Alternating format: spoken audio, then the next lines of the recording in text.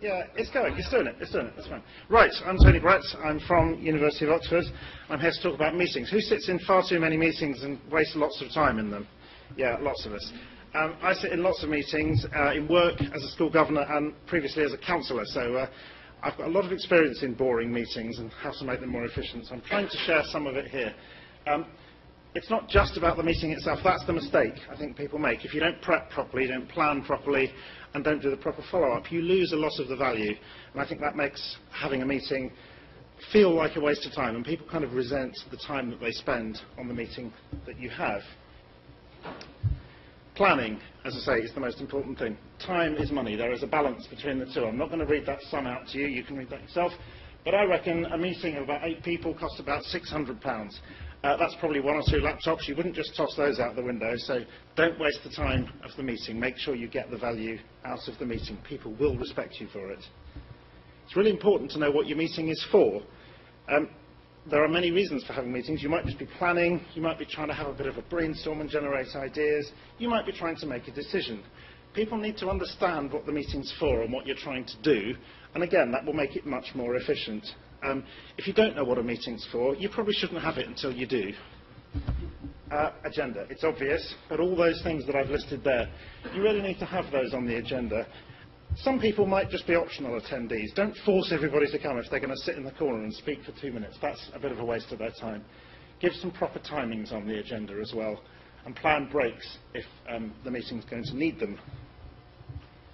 Have a pre-meeting. If a meeting's going to be a bit scratchy, if there are people who you think might have some ideas or some contentious points, talk to them, plan it, work out how you're going to deal with that. Look at the actions of the last meeting. There's nothing worse than sitting there saying, right, action list, and you're all saying, oh no, I haven't done that. You know, it's a waste of time. People are rubbish at reading papers. You must send them in advance, but try to do clever things to actually get them to read them. You know, I read the papers and I was blown away by point 6, that kind of clickbait type thing. You can use tricks like that to try and get people to actually read the papers in advance. People need to be able to get to the meeting, so make sure you give clear directions. It might be a room you go to every day, but it might be a room they've never been to at all. UCISA are very good at directing us to the right places. You must do that too. Think about accessibility. You need to make adjustments for disabilities, not only physical ones. Get the environment right. Have enough chairs. Again, you have this meeting, you know how many you've invited. Don't have a room with half as many chairs and then wonder why you waste half the meeting scratching around for chairs. Make sure you've got all the things in place that will make it a comfortable meeting. And things like fire alarms. If there's a test scheduled, warn people, then they won't panic when it actually happens. Think about what you're going to do with technology. Some people like to take notes on a tablet or a laptop. Others will read email if the meeting's boring. I've certainly done that. Don't be too directive. You know, these are IT people. Think about confidentiality, though. We're all tweeting away in this, but in some meetings, you might not want that to happen. So have that discussion first. Once everybody arrives, get into the zone. Give people a chance to say hello, chat with each other, chat about what they did at the weekend. Just generally catch up. Don't rush into it. Make sure people know why they're there, and make sure people know which part of the meeting they should be in. And as it says, give people choice. If people aren't needed for part of a meeting, release them. They'll thank you. A bit about sharing. I'm never going to get through all these points. Most important thing is to be able to see everybody so you can actually direct them a bit. This thing about giving people permission to talk from the chair, you don't have to do it with your voice. You can just kind of look at people and get them to talk that way. But try to include people in the meeting. Use some of these tricks. Have a little list of speakers if you've got people waiting. I always like to chair from a hard copy. It's the only time I have a hard copy of the papers, but it's much easier with a hard copy because you can scribble on it. Watch what people are doing. Watch for people dominating. Encourage other people if you can. And if the meeting gets out of control, stop it. Have a break. Come back. Here are some good behaviours that it's good to instill in people. Interrupting is very difficult. I often say in meetings, sorry, I can't listen to you both at once. And that kind of makes the point across. Take time in the meeting. Give people time. It requires everybody to do it, otherwise people don't get a word in edgeways. But you'll be surprised if you just step back and take it a bit slower. It does work. In decision making, it's really important to listen. Listening is just as important as speaking, although you'd think otherwise in some meetings that I attend. Speak for yourself with your own thoughts and your own experiences. If you're going to challenge people, be respectful about it. Start with, I can see why you might think that, but from my perspective, well, you know. And keep on time. An apt slide for this one. As I said earlier, put the time of each item on the agenda. So if the meeting starts at 2, put 2 o'clock, 2:10, 2:30, and so on. That really helps people keep on track. And get your AOB slot ready at the beginning. Gather the AOB, so you've got space at the end to do it. After the meeting, make sure you follow up quickly, no more than 48 hours away, preferably that week, so if it's a Friday meeting, do it that day. Just put a memo out about what you agreed, what you delegated, what deadlines were, when you're next going to meet. Thank people for attending. Give them the next date. That really adds value to the meeting. After the meeting, ask 1 or 2 trusted colleagues. They might be more senior than you, they might be more junior, but just reflect on how the meeting went. Ask them what they think you could have done better and how the next meeting might be good. That's always worth doing, and you'll always learn something from that. Brief bit on minutes. Too many people write minutes that are like a script. You don't need a script. You don't need to recreate the whole atmosphere of the meeting. You just need to record what you decided, who was going to do what, who was there, who gave apologies. Use professional business-like language. You don't want jargon. They might be used for evidence, and they might be public, so just remember that. And a few final points. Effective meetings are time limited, and they know what they're trying to achieve. Ineffective meetings go on forever and achieve nothing. Plan properly, chair properly, and follow up quickly from the meeting. Don't waste people's time. Run meetings well. If you do, they will respect you, and they'll keep coming to your meetings, and they'll enjoy them and find them useful. Thanks very much.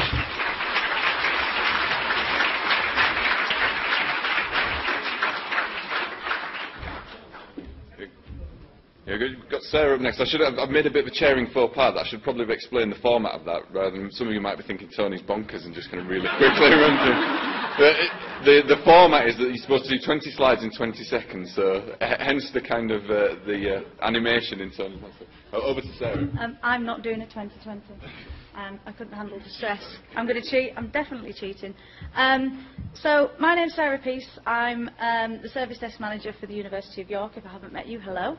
I'm going to quickly talk to you, because I know everybody wants wine, about a bit of work I've been doing with Andy Scott from Durham and Sally from Leeds, if you don't know who Sally is. And it really touches on what people have been talking about today, which is the collaborative culture. And I really liked the phrase pinching with pride, but also allowing yourself to be pinched as well in a non-strange way. Anyway, there's an opportunity for you to get involved if you want to at the end of this, so please keep with me. So in November 2014, I had a meeting in Leeds, and I thought, oh, I'll go and see Sally. We'll have a cup of tea.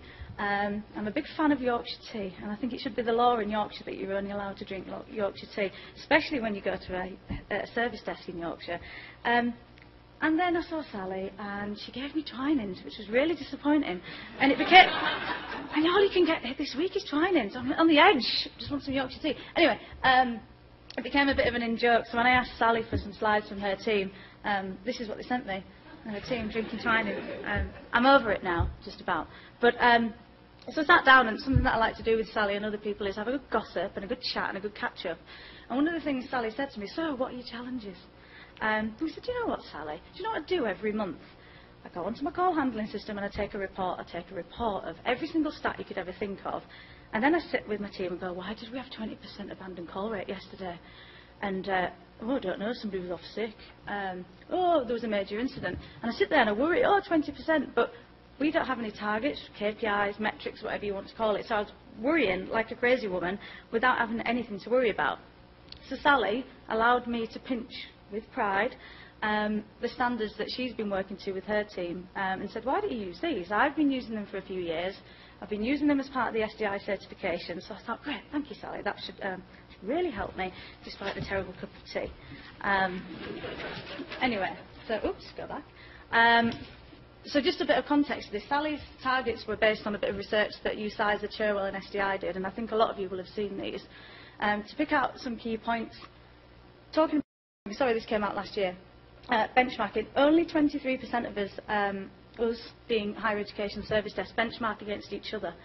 And two of the rates that we want to look at today are the call abandon rate. 58% measure it. the average being 12%, and average speed to answer, 77% measure it, with the average speed being 60 seconds. And we both sat down over this lovely cup of tea and thought, they seem quite high actually, we could probably do a bit better, so let's try and challenge ourselves. And this is where the competition began. So I'll just go through the top two. So the HE average was 60 seconds, which is the average time to answer. And we thought, you know what, let's go for 40 seconds. Why not? What's the worst that can happen? Call abandon rate, 12%. Let's go 10%. Let's see what we can do. If anybody can see that table there, I'm incredibly competitive. That is the most amazing thing we've ever made out of marshmallow and spaghetti. And Sally was awarding the prizes. I'm never talking to her again because clearly that is the best one. And she gave it to somebody else and their structure couldn't hand up. Anyway, so December, a month after we'd had this cup of tea, I thought, right, okay, what we'll do is we both use the same call handling system. Let's just share what we've got month on month. And let's get a bit of competition going, and it would help me because I'd have context. So all those stats that I've collated for years and I worry about and I've got no context. And also both our service desks like a bit of healthy competition. So an email pops into my inbox and I think, bring it on, Sally, come on. I turn into Walter White. And the Leeds service desk, thanks Antonio and Fred, this is their game faces. So we started this little bit of competition. And on to the serious stuff. It's actually been really, really insightful and really, really helpful in terms of my what I wanted to get out of it. So I don't know if you can see this really, but the yellow line is the HE average from the research. The red line is our target. And you can see purple is Leeds, green is York, blue is Durham. So you can see Sally's team, they've been, obviously, did you know they had 3 stars with the service desk certification? They're absolutely smashing it every month. They're below our targets. They're fantastic. And Sally's really pleased with that because they've had some major IT projects, Office 365, ServiceNow, and they've kept the standards up. So, they should be applauded for that. Durham had a terrible January. I don't know what was happening there. But they've obviously got improved and with some level of consistency. And us in green, we've kind of started, and we were peaking around 15, but we averaged around 14% before that. And obviously we've had a good journey. But I just want to point out, this is just slightly above at 11%. Heidi, can you remember in the HIP chat when our colleague said, I'm just about to make a change, and in quote it will have no use. 20 minutes later, the phones rang off the hook for 3 days solid. So a little bit of shout out to change management there, and when you get it wrong, what the impact is on the service desk. So, otherwise, we'd have all. I didn't want to name it, but yes, it was Mike Donnelly. If you're watching. So yeah, so he did buy cake. He made cake and rubble. So Change Management Board has been exceptionally funny for the past couple of months. But yeah, so you can see, apart from Mike Donnelly, we've done really well, and actually we've seen some great results. But one of the stories from this is we beat Leeds. There we go, Sally. For the first time ever, we beat Leeds, and yeah, she's spitting feathers about that. So you did take more calls than us, but it doesn't matter. It's that stat that's on there. So anyway, moving swiftly on. Sorry, I know this is really long.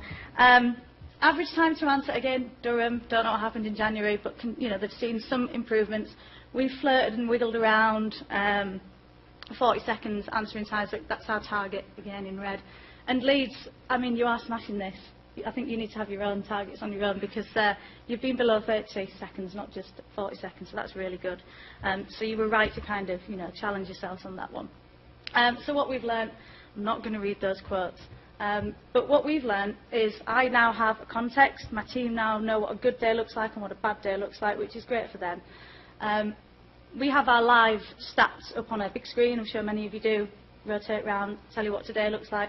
But we also thought we'd put what yesterday looked like on a board, just visually.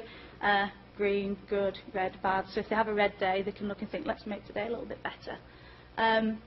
I've got a thinker on my team. I've got a philosophy graduate who thinks everything through, and he's fantastic. And he says here, my team do emails, phones and walk-ins from the same office. And what they're very quick to do is, as soon as a queue forms in person, they all log out of the phones and jump to the front and they think it's great. But they forget that there's a queue of people on the phones and a queue of people on the emails. So it's made them think a bit more about, think before I jump to those people at the front of the house. And Alan also, because he's a good thinker, should abandoned calls be anything before 5 seconds? And that's a debate that we could have over dinner if you really want to. Leeds, there's some great quotes on Leeds here. Sally, I think what I can't remember who was talking about it yesterday, but getting that extra 1% out of your team, this is what you wanted, and I think you've got it. Antonia, fantastic. Have you seen how many awards we enter? We love a bit of healthy competition. And on a serious note, Fred, this is really important. He's looked at the correlation between the shortened wait times and customer satisfaction, because we all know that we can't just look at these stats in isolation, and customer satisfaction scores is really what we should be focusing on. So that was really good. And then, can we have, whoops, Martin, can you just make yourself known, please? So we've also learned about sabotage. So this is just a bit of a screenshot of a Twitter feed. So Martin was like, hey guys, I've just been ringing your help desk and looking at your IVR scripts. And Sally is not very happy, because she's like, I abandon calls. Which obviously Andy and I were actively encouraging. We think it's fantastic. So Martin, just let me know what you want to drink and I shall buy you one later. But that was a bit of good fun. So where can we go next with this? I suppose, how do you feel about a bit of friendly competition? Would you like to get involved? Or even just, if you were like me and had no context to work in, do you just want to use those targets for yourself? Do you want to get involved?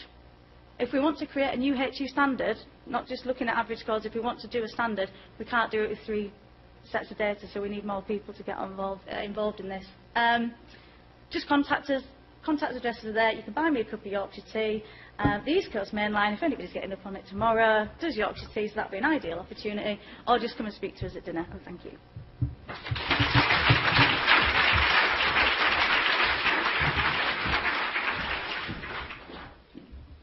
Okay, next up we have a video from the University of York. Oh, didn't play. Is it playing? It's playing.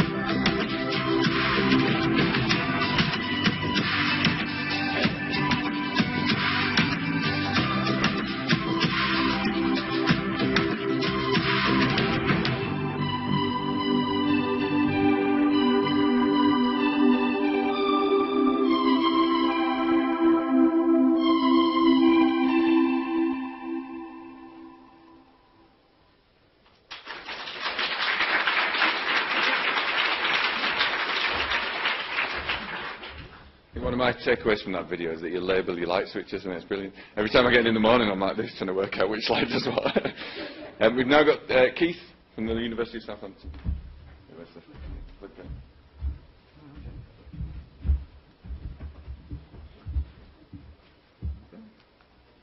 Right, okay.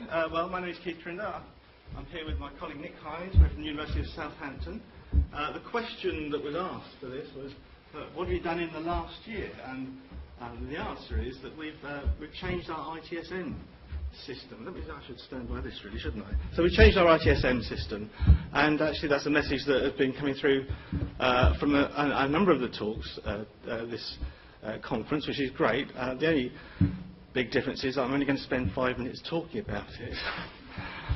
Okay, so specifically, let's get that there. What we've done is we've procured and implemented ServiceNow. So that's our ITSM tool. And I'm just going to spend a few minutes going through that. But just to give you a bit of background, what we did before that, what we had, was a long time ago we had something called PQR that we had written in-house. PQR stood for problems, queries and requests. And then we replaced that with a third-party system, not particularly well-known one, but it's called ESS, and they both ran in Remedy. But ESS was a bit limited.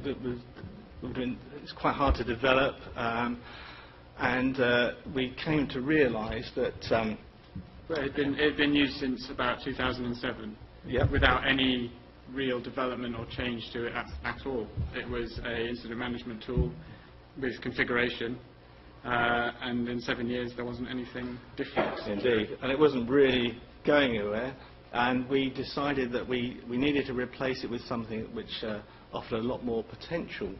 So we initiated this replacement program in mid-2013, and spent 6 months trying to work out what we wanted, and we went out to tender, and early 2014 we'd shortlisted 4 systems. I won't go through those now. If you want to find out what they are, we'll talk about them later. So then 6 months later we'd chosen ServiceNow. That was going to be the replacement system, and that was great. It was quite a hard decision, but once we got there, that was the one to go for. 2014 June, and we decided that we wanted it to be up and running for September 2014. Yeah. It wasn't a decision that we made. It was a decision that was made for us by the fact that our contract with ESS Remedy was going to be up by September 2014. So we had a 12-week window to develop and implement a whole new ITSM tool from scratch. And we wanted it to be in place before the start of session as well. We thought that would be a good idea, but 12 weeks, ooh, well, there you go. But we managed it, and for that September we had a system that pretty much did what the old one did. So it did incident management, problem management, and it had a CMDB. So we had something that was working. It did need more work to really make it up to scratch, but it was okay. We've subsequently introduced change management in there and project management. We did have our change management process was quite embedded already. We weren't creating a change management process. It was a very manual process using Outlook folders, public folders, a lot of manual overheads and administration, but it was quite well embedded within the organisation. So it was just a case of bringing all of that into the tool and automating all of the workflows behind all of the different approvals and things like that. Now, we obviously did this for our own purposes in the IT department, but also we were quite happy to bring along finance and HR. They wanted to use it as well, and that's great, and we can share out the costs, if nothing else. And we've subsequently brought on student services. They use it more as a CRM, and we've got 1 or 2 other groups interested as well. So it really is starting to creep across the university. And just to give you some idea of how much we use ServiceNow, We have about 10,000 instance, or strictly speaking, instance and service requests each month. About 350 changes, although some might call it release management rather than change management, and about 26,500 CIs in the CMDB. And those are incidents just for the IT department, so HR, finance and student services build on top of those numbers as well. Okay, now we really want this to be used, so we're currently going through a program of putting through quite a lot of people to do admin training, not because we want them to do admin on ServiceNow, but we want them to understand what the potential is. So we're getting developers and managers and so on to do this training, really so that as many people as possible understand what the potential is. The next version of ServiceNow allows you to build applications, custom applications that you can do pretty much anything within the tool set.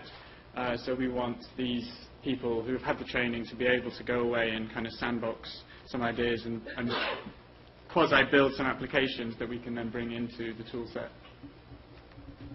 Okay, so was it worth it? Well, of course we're going to say yes, obviously. We wouldn't say no, but it genuinely does bring some added value to us. I know that sounds a bit corporate, but it is true. But not just us, to those other groups as well, and it does give us all sorts of potential for expansion. It's quite a flexible sort of system, but we do have to invest a lot in getting the best out of it. And what next? What have we got planned for ServiceNow? Well, again, it all sounds a bit corporate up there, but we do want to make things better for users, so we're on the point of introducing forms for standard service requests. That should speed up things for those requests.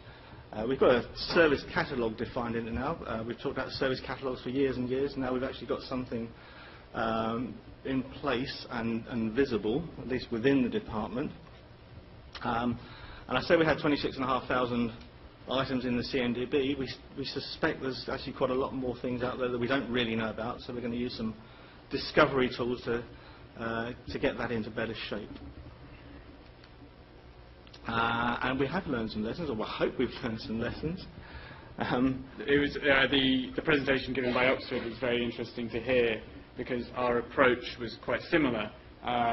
We had gone through the process of setting high-level requirements when we went out to tender and chose the contracts. But it wasn't until we actually had the developer in the room with us when we actually were going through our specific requirements, use cases and things like that. So we literally had representation from IT, HR, finance and the development partner sitting in a room saying, I think you should do this, I think you should do this, I think you should do that, no, we should do that, no, no, definitely not. And the developer going, okay, what do you want? So when we went live, there was a lot of conflicting processes, a few things that were definitely not up to spec, which we've worked through since. But if we'd spent the time prior to that, maybe working with those teams to build up some more specific requirements, I think we'd have been in better shape when we went live. Because we had a very short development and implementation window, our capacity for testing was also quite limited. And we basically didn't have the capacity to system test before we handed over to our fulfillers to do our UAT. So our fulfillers were going through, sitting there testing this new product and discovering all of the defects, which if we'd done system testing and allowed for that time, we could have picked up prior to that. And yet, time. 12 weeks is not a great window. We were obviously contracted by that. We didn't have much choice. We would have had loved the luxury of having 6 months, a year to do this, but yeah, more time.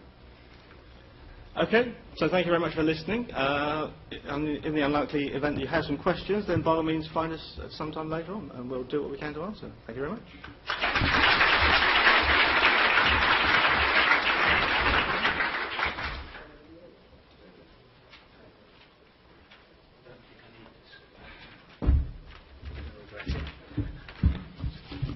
Okay. Hello. I'm probably going to regret putting myself up for this. But my name's David Rimmer. I'm from Kingston University, and I want to just quickly run through some of the changes we've seen at Kingston University, not just over the last year, but the last couple of years. Just a quick introduction. South West London, quite a large university, spread out over 4 campuses with 5 faculties.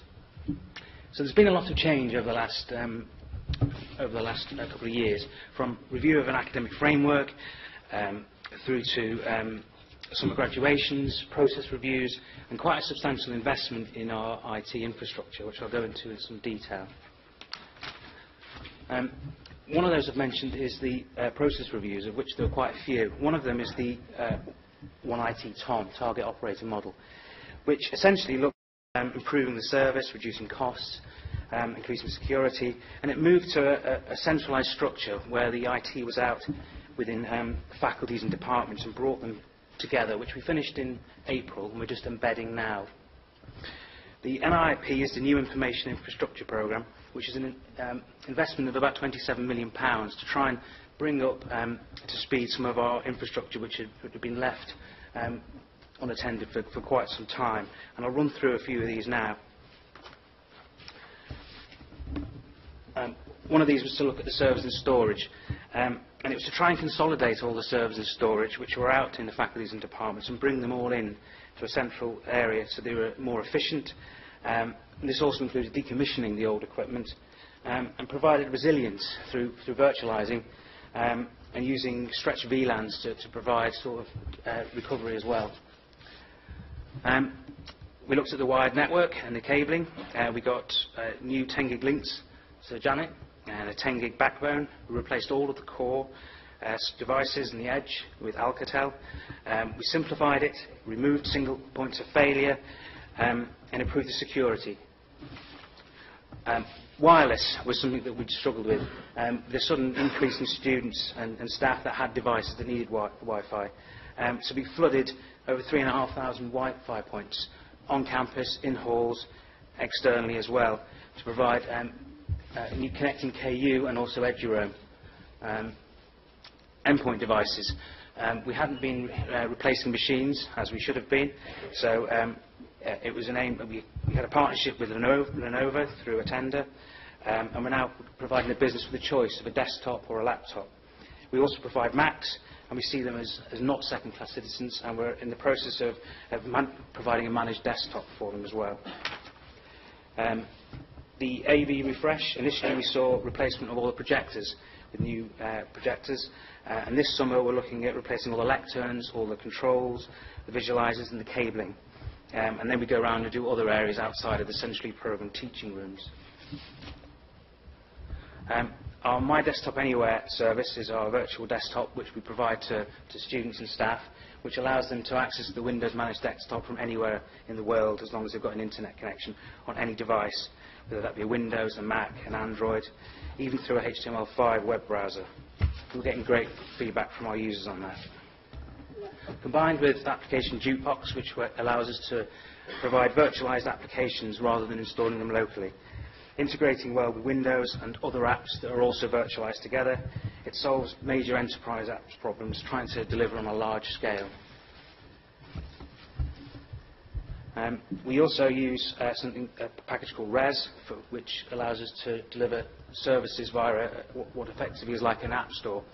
So it's good at automating services, and it's a great way of looking at approval processes. So some of the ways we've done this is for requesting admin rights over a machine.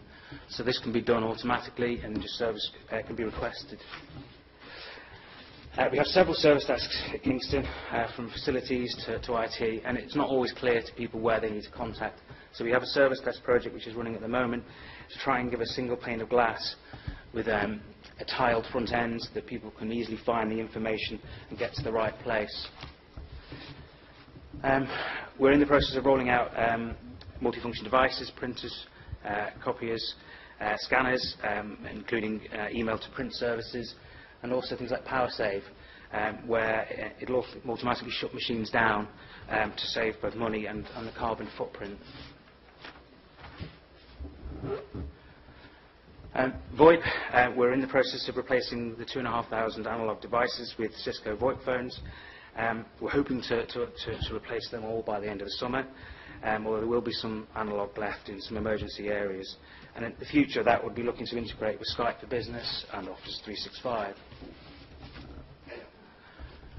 So about 2 years ago, we moved all the students onto Office 365, into the cloud, and about 6 months ago, we moved all staff as well. So we're now completely Office 365, which gives us familiarity with the product, increased functionalities, increased quotas, and also obviously the students get the applications as well. Laptop loans. We had an increasing number of requests from students for more computers, both via NSS and surveys, and space was a real problem. So this was a way to self-service and obtain laptops for 4-hour loans, self-issued via the Alma library system. It's been hugely successful, which we're expanding. Mobile app, quite a few people have talked about this, providing personalised timetables, and also live bus tracking via GPS, because of the 4 campuses and the buses that run between them. It's a constantly updating service that we provide.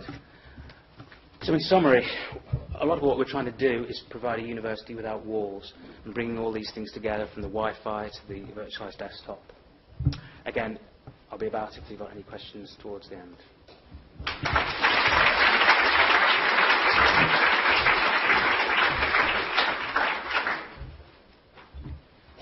Sorry for overrunning, guys, but I'm sure you agree that it's worth it. We're nearly there, I promise.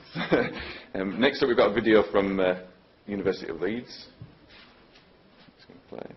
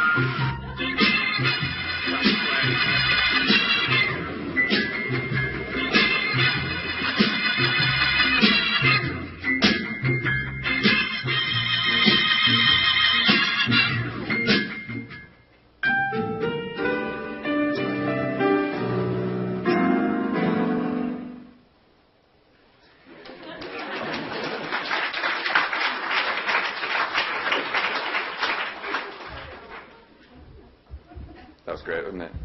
I'm sorry about the technical hitch there, guys. Next up we have Gareth, last but not least.